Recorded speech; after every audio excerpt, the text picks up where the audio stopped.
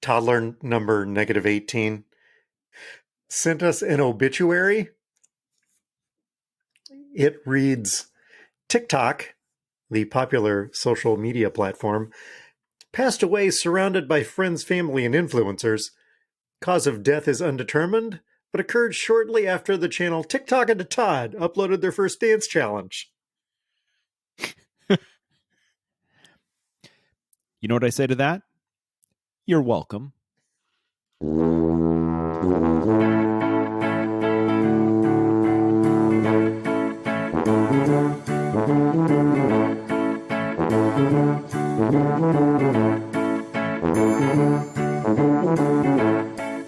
Hi, toddlers. Welcome to Talking to Todd, a weekly podcast with Dewayne Johnson and Todd Friends. They can't all be winners. Thanks for joining us. Hey, Todd. Hey, how's it going? Pretty good. Pretty good. Got my lawn mowed tonight, so, you know. Big check there. Yeah, all right. Big, yep. We fertilized, and it's been raining a lot. I'm going to have to mow in like another 2 days. But I got all my work done, so now I can podcast. So there we go. How about you? Did you get your lawn swept? I don't sweep my lawn. I vacuum it. Oh, yeah. And we've been experiencing multiple days of red flag warning, meaning high winds and incredibly low humidity, which makes it ripe for wildfires. It also makes it ripe for literally as you are vacuuming your artificial turf and getting all the rose petals and everything else off, as you do 5 feet and then you turn around and there are more where you vacuumed than when you started. Oh, this is going to take forever. Desert living at its finest. Yeah. And when I say dangerously low humidity levels, 5. Wow. Yeah. That's that gets your attention. 5% humidity is. Yeah. On the driest of days out here, it's like, I don't know, 30. Boy, the air is really dry. Yeah, it's like 30. Yeah. So anyway, you're welcome to Meteorology Today here on Talking to Todd. Yeah. So thanks again. No guest this week, but thanks again to our guest from last week, Lindsey. I don't know about you. I got some great feedback on Lindsey. Yeah, I got some great feedback from Lindsey, if that counts. Sure, let's start there. What I will say is the second that it released, you texted me and we're up, and I started hearing it out of the spare bedroom because she was already listening to it. So she's got some notes, blah blah blah, less of you, less of Dewayne, more of her. It's the same basic stuff we get from everybody. So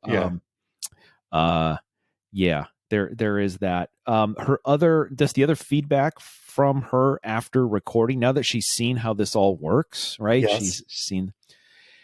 She has peeked behind the curtain and was frightened. Well, what she has said is 2 different things. We should never release the video of this ever. Us dancing? Yeah. Of us dancing during. She's like, were you just doing that? I'm like, we do that every week. And she's like, then why aren't you better? Here's the thing. We are better. She should have seen us 63 episodes ago. Yeah, that's better. You're getting the good version. And at the same time, if we can mask our identity so that it can never be traced back to her, we should also release it to YouTube because it's hilarious. As long as she can't be linked to it. Don't release it. But if you do, don't claim me. Yeah. So that was feedback in my house. How about you? we listened in the car on the way over to Illinois. Really no feedback particularly. Just no feedback from our end. It was fun. Sarah, in feedback from Sarah though, Lindsey has a great laugh. You should make her laugh your laugh track. Oh, that's a good idea. Yo, you know what we could do? We could take her. Well, we could take her laughing and then like put it on a loop so there's like 100 of her laughing, right? So it's like an audience. You could just fold them all in together. Yeah, that'd be Just fold them in. By the way, she also did one more thing just from her. Her comment afterwards is, "Boy, that's harder than it seems." Just getting on the microphone and talking. Although, by the end, I think she figured it out. But, there we go. Talking to Todd. More difficult than it seems. Sarah was wondering the reason for the title, and then Lindsey drops, "I'm a hoot." Made you wait for the whole episode. The whole episode for that one. Oh, her laugh is so good, she makes everything else funnier. Well, that's... Nope. Well, if that's the case, Lindsey, need you on every episode. I got a note from Sherry High. She was disappointed that Greg's art got trumped for Lindsey's show art. She was really disappointed, and that it's unfortunate that these two things happened on the same week because Greg's show art was amazing. Yes. Disturbing, but amazing. Yeah. I don't know if this is marketing or what. I screwed up the title to start with and wrote, "I'm Hoot." Well, what I typed was, "I'm a Hoot," but instead of hitting the A key, I hit the caps lock key and didn't realize it. And so the A didn't take. So what got broadcast on Facebook was, "I'm Hoot." When I first saw that, I thought you were doing like a Guardians of the Galaxy thing. I am Hoot. I am Hoot. No, I'm actually a beloved Carl Hyacin novel about owls in Florida. But here's the thing. I can go in and I fixed it on Podbean almost immediately.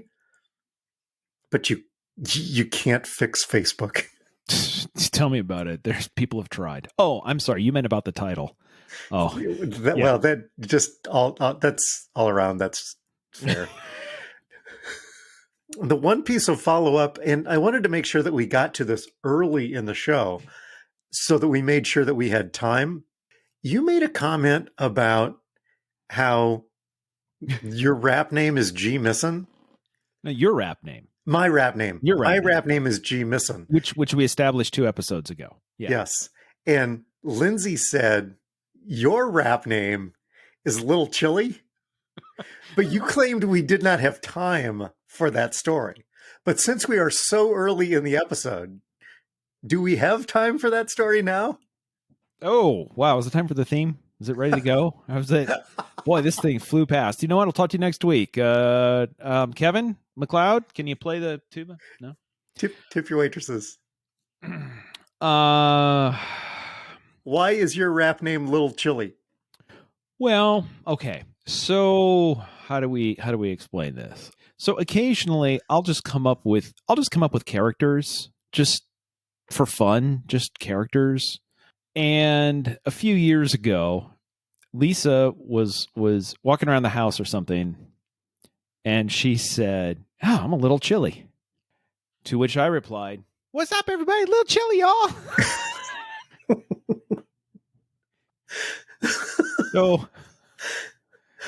So at times in the house, out of nowhere, "Little chilly, y'all," just pops up. But he's got a lot of friends that he does collaborations with. Okay. At this point, people are going to start understanding how good of a person Lisa is to still be with me. Because I'm just going to I don't know that this has ever happened, but I'm just going to give you an insight into how things are at the household and have been for a number of years. So again, hypothetical, but this may have actually happened.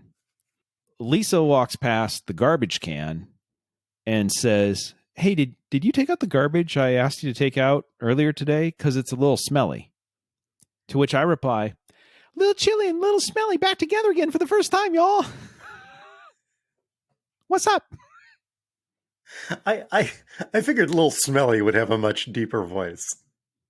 But well, no, it's Lil Chilli is introducing them, right? Oh. So it's always Lil Chilli introducing him and whoever he happens to be The to crew. be working with. Yeah, the crew.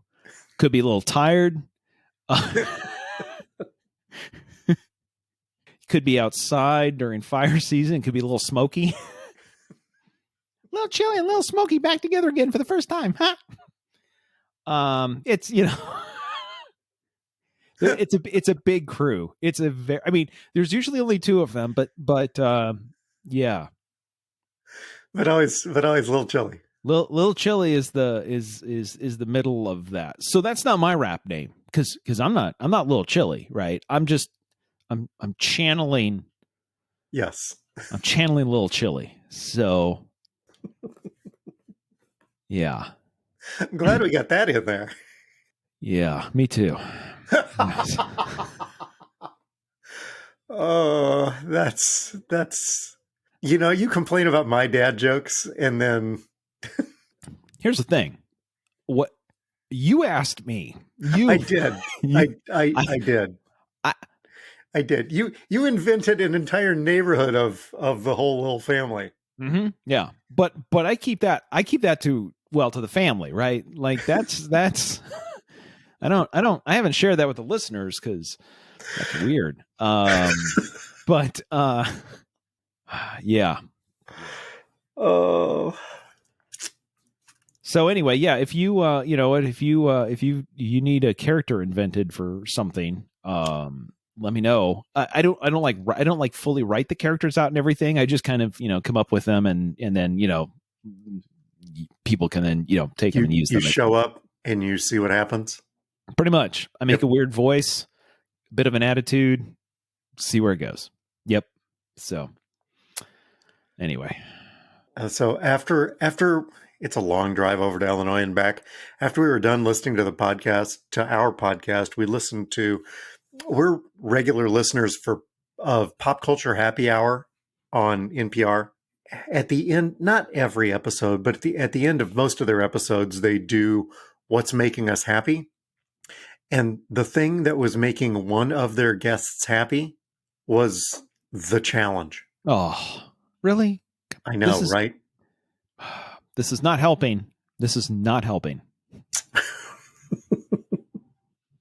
This is something that 2 weeks ago I had never heard of. And now it's on my radar twice in a week. And I'm like, okay, I guess I'm supposed to watch this thing. Well, good luck. And then I had one other piece of follow-up from, I don't remember how many episodes ago this was. This just hit the newswire. Maybe it was this morning. Jalen Smith. How about them Cowboys? Did you see this article? I did. He's a linebacker, right? He's a linebacker. The number on his jersey in college was 9. And so 5 and 4 adds up to 9. And that's why he had 54 on his jersey for the Cowboys. But now that he can have 9 on his jersey, he's decided that it's worth 6 figures to buy all the extra 54s in the warehouse. So 54s on sale on eBay, real cheap right now. And the funny thing is it's worth 6 figures for him basically to get the number a year early.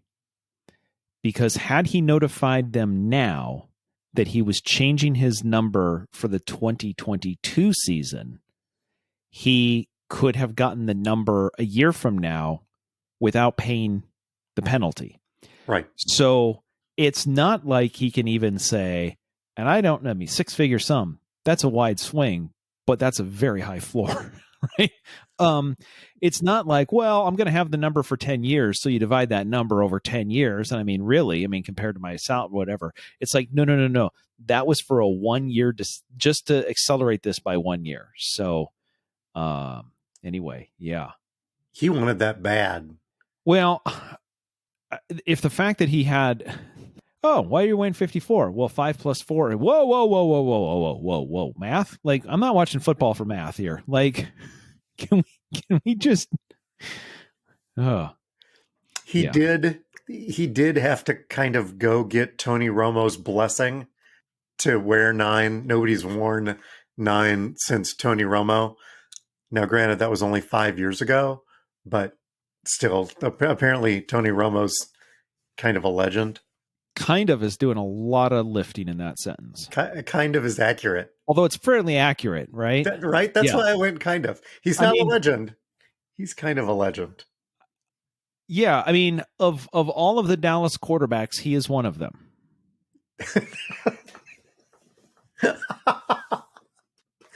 That is so true. That is.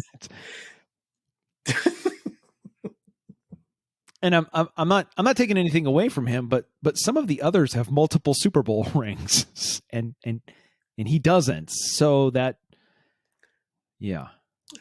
I don't know that this is true, but it feels true. Close enough. That he made more money in the broadcast booth last season than Staubach made his entire career. Oh, that feels about accurate. That feels accurate, right? Don't you think? Yeah, I would think. I mean, my guess is when Jalen Smith rang Tony Romo on the golf course, and and said, "Hey, do you mind if I use your jersey number?" And Romo takes out his phone and flips over to his banking app and looks at the CBS money and says, "Whatever you want to do, dude. I'm good." He takes out his phone and goes, "Who does?" Anything else you needed to clean up? Anything else we needed to clean up from last week, or things that hit your radar? No, well, I mean, there's probably plenty of things, but nothing I noted. So we'll call it good. We'll call it good. Hey, how do you feel about a quiz this week? You know, I think we should probably take a week off and maybe we just roll into something else. That sounds like a great idea. So you know how sometimes I come with tech corner ideas and they're things that you've known about for, I don't know, years. It's happened a couple times, but sure. Yeah. Right. I was on Facebook earlier this week and somebody posted a iPhone tip and I read it and went, "Hey, I knew that." And I got to feel like Todd. So let's say it's getting, you want to tell your friend that it's 75 degrees out there, but you don't want to type out the word degrees. You want to use the little degree symbol. If you have an Android phone, the degree symbol is there on the keyboard. But if you have an iPhone, the degree symbol only shows up in a very special way. You know how this is, Todd? Tell people how this works. See, this is one I don't know. Are you kidding me? So this is you teaching me. Well, here's the thing. I mean, as soon as you said I was on Facebook, I'm like, well, I'm out. So, but anyway, you can teach me how to put the degree symbol in. So if you want to say it's 77 degrees, you type 77 and then you hold down the 0 and up pops either a 0 or a little degree symbol. Boom. There you are. Oh, yeah. Okay. There you go. Okay. So I see your degrees and yes. I'm going to raise you. Yes, so not every key does this, but for instance, if True. you go to the $sign on your key, on your iPhone and press and hold. Oh yeah. You can get the British pound, euro, yen. There's a couple of those. I don't even know what those are. Oh, one of them is cents. Yeah, I was thinking more about the W with a line through it. I have no clue. And And there's a few others. If you let's see. If you hold down the quote symbol, you can get smart quotes, and you can also get like double brackets, which is Yeah. kind of cool. I didn't know where those were. So there's that. Yeah, and on the main keyboard, if you just hold down A, you can get is it with all the diacritical marks? I probably just used that wrong. I don't know. I took English in Iowa Falls, so that's close as we get. I don't know. I'd give you a bad time about it, but that would be being critical of it, so I won't. So the podcast has now just evolved into you and me holding our phones, pushing keys to see what happens. So, oh, and there's 1,000 different things you get when you touch the O. I don't know what all those are either. Anyway, fun with phones.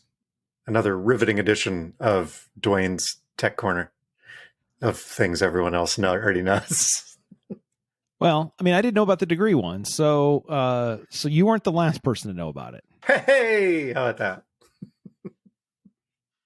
So I thought maybe it was going to be a nomination for Idiot of the Week, but not so much. So do we have any nominations this week?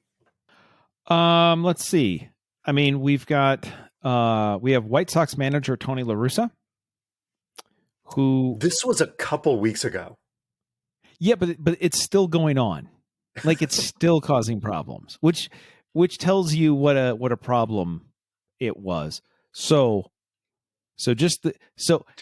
he actually keeps doubling. Well, he keeps doubling down. Like he's like, if that didn't get me the Idiot of the Week, hold on, let me do something else, and then hold on, let me do something else.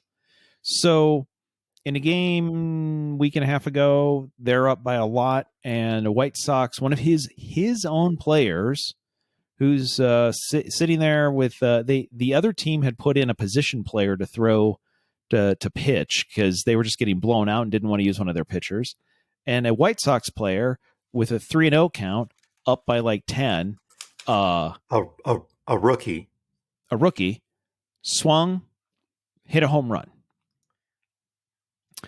After getting a take sign. Yes. On a 3-0 count. Yeah.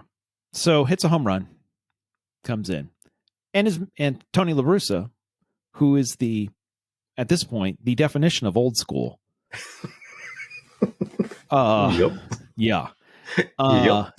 was displeased because that broke one of the unwritten rules of baseball, which is somewhere apparently if it's near the end of the game and you're leading by a lot and you're got a 3-0 count, you're not supposed to swing.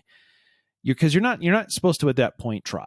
So because it's going to show up the other team. So he came out afterwards. Now he apologized to the other team after the game and then went in front of the press and broke an unwritten rule, which is you don't criticize, you keep it in-house. You keep it in the locker room, right? You keep it in, you don't go public with this stuff. And the first thing he did was he went out and he basically trashed his player in the media. Yep. Threw him under the bus. Yeah.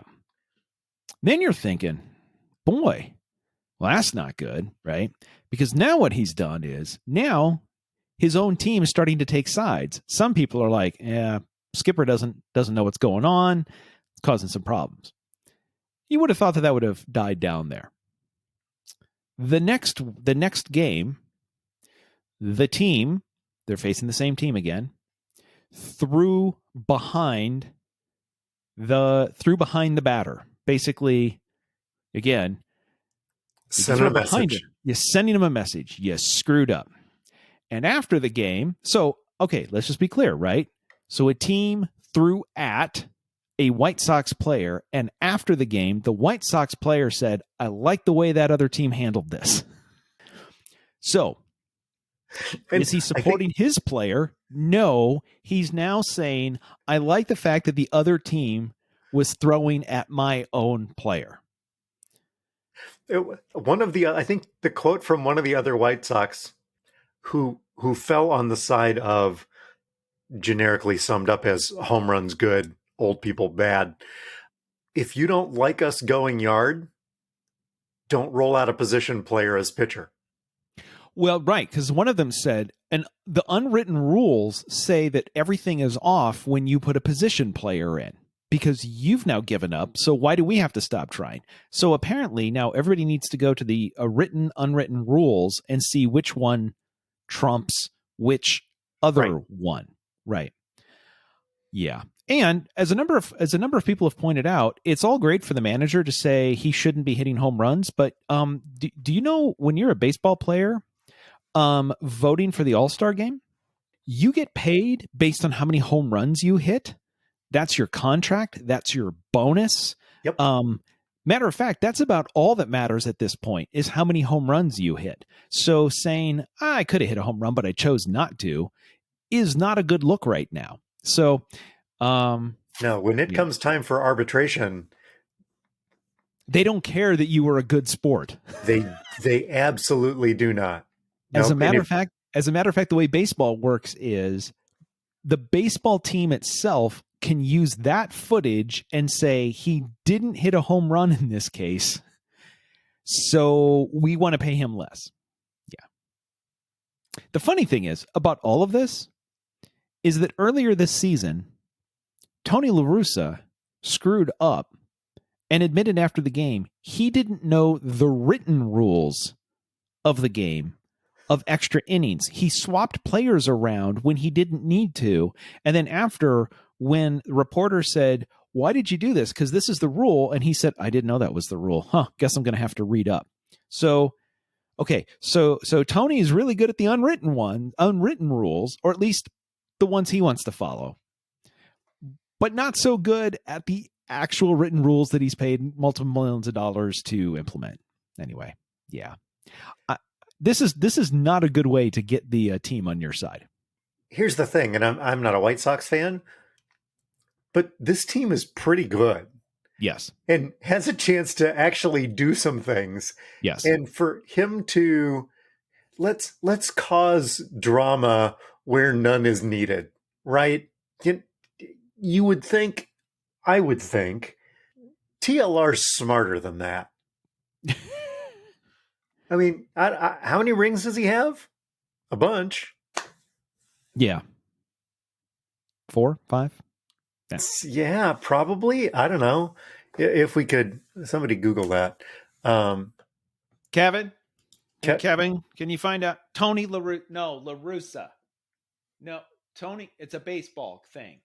Kevin. Yeah, he's on it. Tony La Russa, did he play in Iowa? Felderman can tell me this. Or he managed the Iowa Oaks? I don't know. Something. He is, there's according to Dewayne Wikipedia, connection. The source of all truth and knowledge. He is a 3-time World Series champion in 89, 2006, and 2011, and a 4-time manager of the year. The last time he was manager of the year was 2002. He was the manager of the AAA Iowa Oaks here in Des Moines at one point. So when this was all being played on I think on PTI or something, I said, boy, what you really want to hear after Tony goes after his own player multiple times, what you want to hear from the rookie player is, I don't know, Skip keeps saying I don't know the unwritten rules, but he screwed up and he didn't even know the written rules. And he's been in this game a lot longer than I have been. So, maybe we should call it even. And Lisa's like, you can't say that. And I'm like, why? And she's like, unwritten rules. And I'm like, well, there you go, right? There's your problem. That's I don't know. Anyway, I think Tony La Russa definitely gets a nomination for Idiot of the Week. Yeah. Yeah. At least in my book. I think this little item both falls in our, which we have to be kind of careful of because we've gotten feedback, marketing, and this isn't exactly branding, but this would be marketing and marketing choices and sports marketing choices.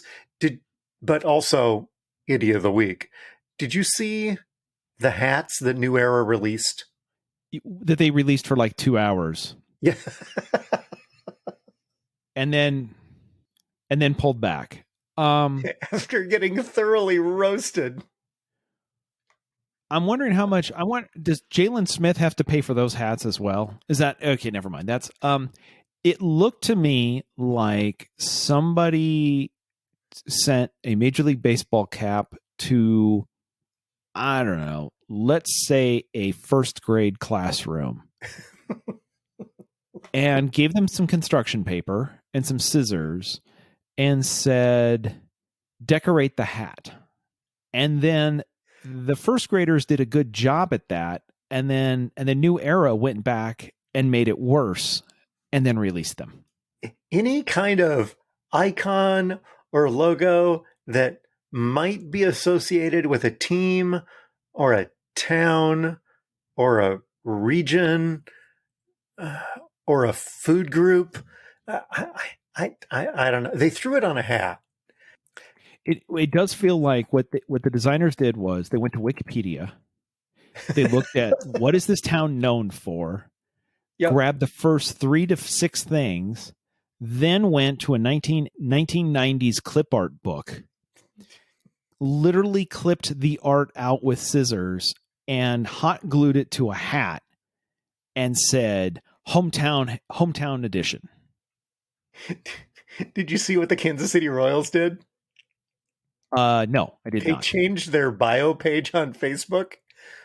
Located in Kansas City, Missouri, we love Kansas area codes, saxophones, the flag of Kansas City, pigs, Missouri, and the 1985 World Series. Hashtag Heart of America.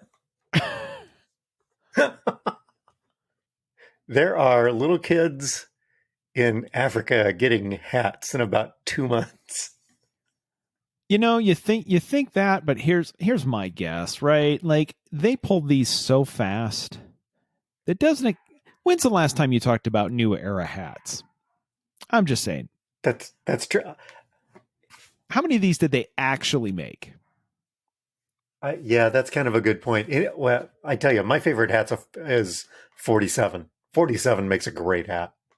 Speaking as the guy who has a wall full of hats, I have way too many. We have a hat rule around here. When I bring home a new hat, an old hat has to go away. Well, we had a good run, but you've been replaced. Yep. Gots to go. So I shouldn't be saying this because I know my wife listens to the podcast. Sometimes I will just keep a hat that I don't really like in order to be able to throw it away later when I bring home a hat I really do like. Right, because you've established a baseline now. Right. Exactly. So yes. You got to keep them in the rotation. Yep. I mean, it's got to be in the hat rack so that you got one to sacrifice. Yep. Exactly. Yep. Why Can I interest you in some New Era hats to take up some space for a while? Why do you have a hat from the JW Marriott in San Antonio? Actually, there's a story behind that. So yeah. Do you really want it? No, but I know I'm going to want one later. So sure, I'll take it. It does remind me of when he gets ready to acquire the new hat, it's money and a hat to be named later. That's part of the transaction. That's what it is. What else we got? I don't know if you saw, and this was a couple of weeks ago. Did you see that one of the things that we apparently are running out of is chicken at chicken restaurants because everybody's doing chicken sandwiches. And so restaurants that are serving chicken sandwiches can't keep up with the chicken demand. I don't know if you saw that, right? We're running out of houses, chicken, steel, lumber, etc.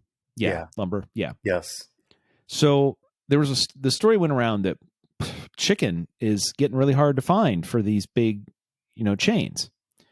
And then a story came out that said that Chick-fil-A is facing a shortage, but not of chicken.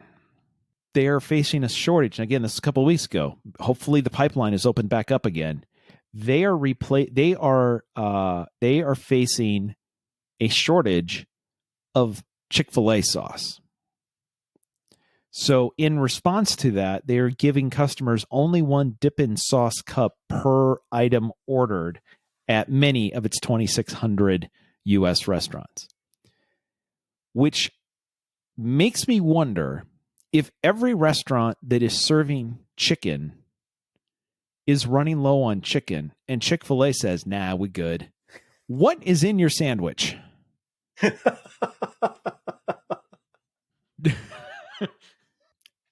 I'm just asking. I don't know. You don't see the cows in their advertisements anymore. Oh, yeah, good point. Oh, wow. I'm just concerned. That's all. I'm just asking questions. I'm just concerned. Because if anybody ought to be affected by a chicken shortage, it might be Chick-fil-A. You And would they're think. not. Yeah, No, and they're yeah. not. Which actually concerns me quite a bit. So anyway. Oh. Okay. This is another one from a little while ago. This one I assured you, it says how not to run for office on our rundown. And I assured you that this is this podcast, not the other podcast. This has nothing to do with the other podcast. This has nothing to do with Democrat versus Republican or whatever. You've dabbled in running a few campaigns in the past, right? You've Yeah. Sure, right? We've sat around your dining room table with some brownies talking to a candidate for an elected office, explaining how they should run for office. So we have some background in this, right? A little bit. 30 years ago. Sure. Yes. Sure. Yeah. Well, much like our marketing skills, which are none, but we can do better than what's happening. What I can tell you is we can help. We can help advise some candidates because they're getting some very, very bad advice. So there's going to be a new mayor in New York City. And there are a bunch of Democrats all running for the Democratic nomination. I think there's 9 Democrats running for the nomination. A couple of weeks ago, the New York Times, which is a local paper for New York, had them all in and asked them, what would you do as mayor and everything else? One of the questions they asked every candidate was, do you know the median sales price for a home in Brooklyn? Now, Brooklyn is one of the 5 boroughs of New York City, right? So it would be good for the mayor to have an idea in general so you can show that you know what's going on, right? Like, oh yeah, right. It's back to the do you even know what a gallon of milk costs or whatever, right? Thanks, So George H.W. Yes. Yeah. So they asked all of them, do you know what the median sales price of a home in Brooklyn is? And they asked them a couple of weeks ago. Now, Dewayne, before I get to their answers, you have no idea about New York real estate at all. But just knowing it's Brooklyn and it's 2021, what would you think the median sales price is? The median. So this is the average, not the not the number that occurs most often. Right. Just which is the mode. Yeah. Right. Median. In between the two of them, right? Yeah. The half on one side, half on the other. Boy, I don't know. You ask me these questions and I always end up looking stupid. $750,000. Okay. All right. Pretty good guess. Really? Well, yeah. The actual retail price. No, sorry. The actual Thanks, Drew. The actual number is $900,000. Okay. Right? I mean, you were within the ballpark, right? Yeah. Some of the others guessed, let's see, 550,000, 1.8 million. One of the candidates got it right on the head at 900,000. Somebody else 800,000. Another 500,000. Another 1 million. 2 candidates though stood out. One of the candidates, who is an investment banker and former executive at Citigroup, who sought to woo voters with his financial acumen, said, quote, "It's got to be somewhere in the $80,000 to $90,000 range, if not higher." The financial guy was off by an order of magnitude. The good news is he wasn't alone Because because a person who touted his experience as housing secretary under Obama and housing commissioner under Bloomberg answered, quote, I guess it's around $100,000. So the housing expert and the finance guy were off by a zero. that's going to win you a ton of votes. The good news. So the good news for them, as this article points out, they now have name recognition. Oh, yeah. They weren't polling very high before. Most people hadn't heard of them. They were trailing in the polls. The good news is everybody in Brooklyn has now heard of them and also want to know where you can buy a house for $80,000 to $90,000. Heck, even 100. Sign me up for that. Way up for that. By the way, according to the article, if you wanted to buy a house in Brooklyn for $80,000 to $90,000, it's pretty easy. The neighborhood you have to go buy that in is 1980. So, oh wait, I think I read that wrong. Anyway, yeah. So there you go. Again, we don't know how to run campaigns, but at this point, I think we could give them some advice. Is it better to say you don't know than to be that far off on your guess? I haven't been in the market for a house. I've been in the house that I've been in for 40 years or whatever. I honestly, it's just not something that I track. I wouldn't even want to hazard a guess. Is that a better answer or a more honest answer than guessing 80 to 90,000? What concerns me, what concerns me here is if you've read anything at all, you know that housing prices in the last year have skyrocketed and that two of the most expensive places in the country to buy houses is in New York City and San Francisco. With all of that information in your head, and you apparently live in the city, your thought would be, oh, well, they've gone up a little bit. I don't know what, 80 grand? Like, let me ask you this. I mean, what major U.S. city can you buy a house for 80 grand? I mean, it did say the New York Times did do a little bit more work on this. It did say, looking on Zillow, they did find 3 listings that were under $100,000 in Brooklyn.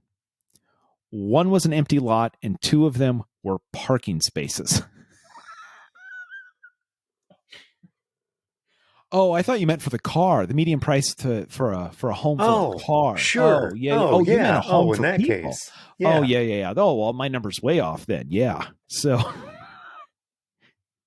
what? Can you get like a 30-year? Never mind. Oh, so what are you watching this week? I'm looking. I look at our rundown. Neither of us have anything written down for what we're watching. Yeah. I mean, because it's just more of a, we did watch. Okay. By the way, follow up from last week. Yes.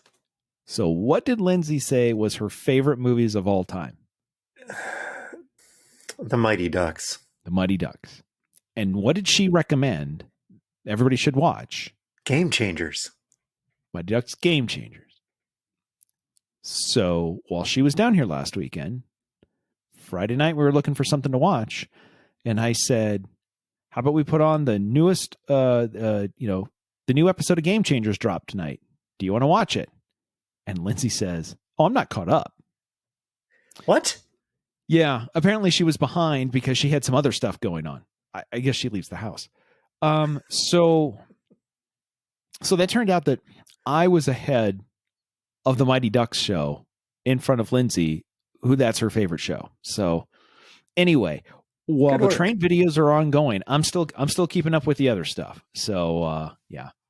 Pretty much this is just regular old week. Yeah. What about you? Watched the second episode of Halston. Did you know that he was born in Des Moines, Iowa? I literally knew nothing about him, so no, I did not know that. Yep. Yep, Halston, born in Des Moines, Iowa. Moved to Evanston when he was 14, but yes. So watching that, among other things. It's going to be a short week. Somebody will be happy. We've never released less than 30 minutes. I can always leave the quiz in. No, don't do that. Don't do that. Oh, so you want me to go first this week? Sure. Yeah. So, like I said, well, assuming it doesn't get cut out, we drove to Illinois for my niece's graduation from high school. And I took along my camera. We were in Husky Stadium, which is spelled with an IE. This is the Northern Illinois University Husky Stadium. Husky with an IE, which seats 24,000 people. We were all sitting on the west side of the stadium. The graduates were all on the ground, and the 10 of us that got to go to be there to celebrate with Julianne were, I don't know, probably 75 or 80% of the way up the stadium. But the Sony that I have has that really long lens on it, right?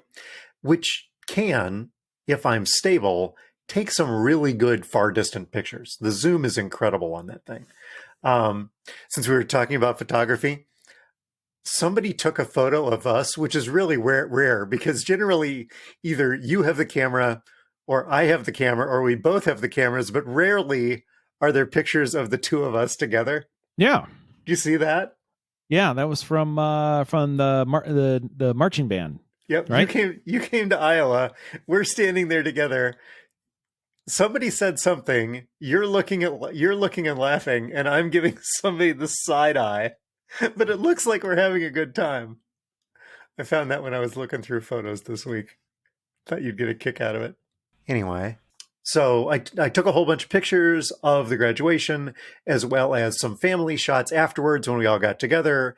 And so, pictures of her and her mom, and with, Nana and Papa, and with her dad, and somebody grabbed my camera and took a picture of Amy and Julianne and me, and all of this kind of stuff. And so I bundle up the best of them, put them all in a package, send them all out to the family, and I get a note back from someone. Hey, did you get this shot? Nope. Sorry. None. And I wrote back, none of the pictures in that burst turned out. You get what you pay for. And the message that I got back was, oh, you're a really, really good photographer. You could do this as a side gig and do weddings and family photos and stuff. And I'm like, nope. You know why? Because if I don't get the shot, I go, meh, sorry. And there's no consequences. If I'm getting paid, people have expectations, and I'm not doing that. So hey, where's the shot of us putting the rings on each other's finger? Yeah, missed it. Didn't turn out. I didn't get that one. But that was our wedding. Yeah, I had some problems. So anyway, do you want to put that on the Amex or cash? Oh, I get paid up front. I don't show up unless I'm already gotten paid. I also did not get a good shot of all the kids throwing their mortarboards up in the air. A classic graduation shot. Nope. I was too far away. Everything was too blurry. I got nothing there. Nope. Oh, well. Meh. What you could have done at that point is you probably could have just gone on to the internet and just searched for graduation photos because you were far away, right? Yeah. So you just needed to find another school that had the same colors. And you could even drop them in the middle of Husky, i.e. Stadium. And you could have probably just said, yeah, that's them. And everyone would have gone, wow, that was great. Nobody would have known the difference. No, nobody would Photoshop, have known. man. Yeah, it's fine. It's fine. So I guess the thing that I learned was maybe not so much learned as was reminded why I don't do this for money. I just do this for fun. And to be clear, your fun, not somebody else's fun. That's right. Yeah, right. Yeah. Yeah. Yep. How about you? How was your week? What'd you learn? I picked up a lizard. Fred? Nope, a new one. No. And when I say pick up, I mean, so we on, was it on Sunday? We were doing some stuff and had the garage doors open and we're loading some things in and out. And Lisa comes in and says, "Hey, by the way, I just saw a big lizard, well, bigger than normal, run into the garage." And I'm like, "What do you mean?" She's like, "Well, it's not a small little gecko. It's bigger." That you're holding your fingers up like about a foot apart. Well, no, I mean the body was probably 4 inches, and then another, yeah, and 4 then inches of tail. 4 to 8 inches of tail. Let's call it 6. Sure. So maybe altogether, it's an 8 to 10 inch. Yeah. Anyway, she's like, so it ran into the garage. Huh. Well, we're going to close those garage doors and it's not going to have a way out. So, well, guess I got to go find the lizard. Making things worse is we've been doing some projects, and so some stuff that's normally in the house, a bunch of stuff that's normally in the house is in the garage right now. And needless to say, for last weekend, when the question was, where can a lizard hide? The answer was an amazing amount of places. Because we put a lot of stuff in there. So me and Lindsay's boyfriend Nathan are now walking through the garage trying to find a lizard that is now in the garage and wants to stay in the garage because it's dark and secluded in there. And we find it and we start ushering it out, sort of go out, and it gets within, all it has to do is turn right and it's out of the garage, and instead it turns left and it starts running towards me. So I think, I've got it in sort of a narrow area. I will stop it. So I put my foot down because now I've blocked its path. That's what went through my head. That is not what went through the lizard's head, because what the lizard did was then crawl up on top of my shoe and then start crawling up on top of my jeans. At which point I lost track of it all of a sudden. Better on the outside of the jeans than the inside of the jeans. Well, because then I lost sight of it and I'm like, "Nathan, where did it go?" Uh-oh. And he goes, "I think it went behind you." And I'm thinking, I need more than think right now, bud. Like, it did not go inside the jeans. It did go behind me, and then it scurried, and then it went to the back of the garage, and we've got some cabinets back there. And so now it's literally in the back of the thing. It's in the back of the garage, in the back corner, underneath some cabinets, and it's trying to climb the wall. And so now I need to, so now I've got a long pole that I'm trying to encourage it to move along. And it goes to the other corner of these cabinets. And finally, we now flush it out of there. And now it's in between some other stuff. And so I start picking up like Rubbermaid totes one at a time to I'm trying to box it in so, it can keep moving out. At this point, it was clearly freaked out because when I finally uncovered it and it was just out in the open, it just laid there. And you could see it actually breathing very, very heavily. But it just laid there. And so I gently take the stick, this pole that I've been using, and I kind of slowly move it towards it so they can see it. Like, here comes the pole, right? You want to run away from the pole. And it's just laying there. And the pole touches the lizard and it doesn't move. And I'm like, oh, it's now just freaked out. Oh, you've given it a heart attack. Yeah, it's like, oh, it's still breathing. Oh, man. Well, hey, Nathan, you want to grab those gloves? If you lived in Iowa, you'd have a shovel handy. You know what? I didn't even think about a shovel. Well, the shovel's all in the backyards for the other projects, so I would have had to have left and gone. Yeah. So, You yeah, had good to point. leave Nathan to babysit the lizard. Yeah, keep an eye on that. Actually, what's running through my head is, why didn't I think of using the shovel? So Nathan grabs the gloves and then grabs a bucket. And so I put on the gloves and I grab it by the tail and lift it up in the air.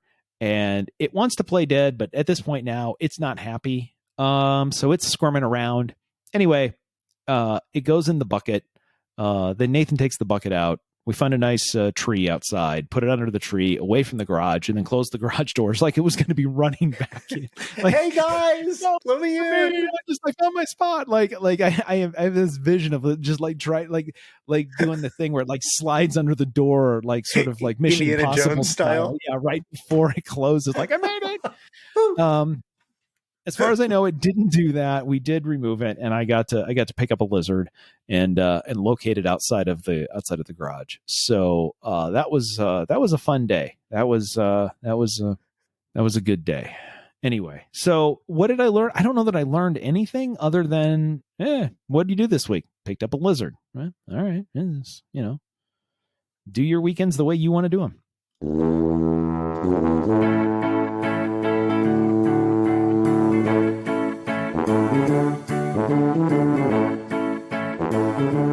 The music is Happy Boy by Kevin MacLeod. It's available on Incompetech.com under a Creative Commons Attribution license. You can find Talking to Todd on Overcast or Apple Podcast or Spotify or Podbean. You can subscribe, you can follow, you can tell your friends. Just search Talkin' and the number 2. No G, no space. You can like our page on Facebook.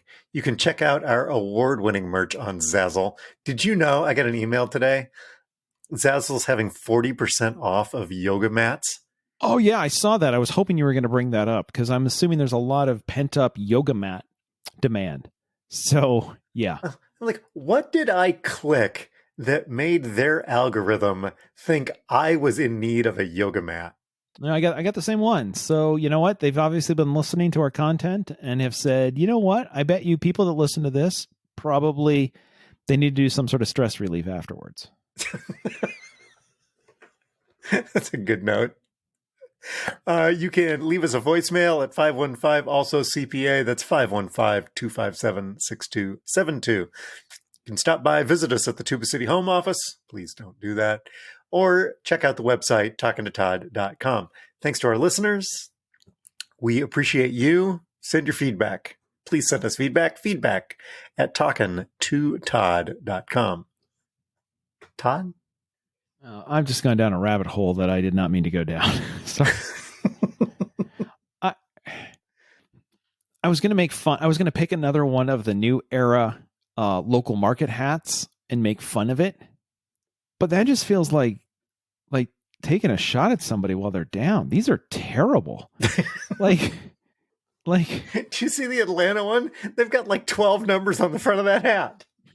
Yeah, and I was trying to figure out here's what I don't understand. Okay, so I thought originally when I saw these hats, I thought they put the years they won the World Series or something, but no, these are all 3-digit numbers. These are area codes, right? Yes, yeah. Oh, okay, so you're going all in on the area codes. And in the case of Kansas City, you missed one, right? And in the case of Pittsburgh, they don't didn't even put have any one. on. There's no numbers. Apparently, you can't make phone calls in Pittsburgh. Like, I don't understand how everybody looked at all of it and you saw like the Pittsburgh one. Like some of these have like ridiculous numbers of garish things on it. And Pittsburgh has no area code and just a steel beam. Oh, you know what's missing on the Astros hat? Trash can. Oh. and the Washington Nationals hat on the front of it just has a 1776 logo, which I get is they moved from the Expo. They moved from Montreal. So it's not and a bald eagle, because when you think of the Washington Nationals, you think of a bald eagle. I blame you then, now that I'm looking at this atrocity. We'll try to do better next week. On that note, we've been talking to Todd.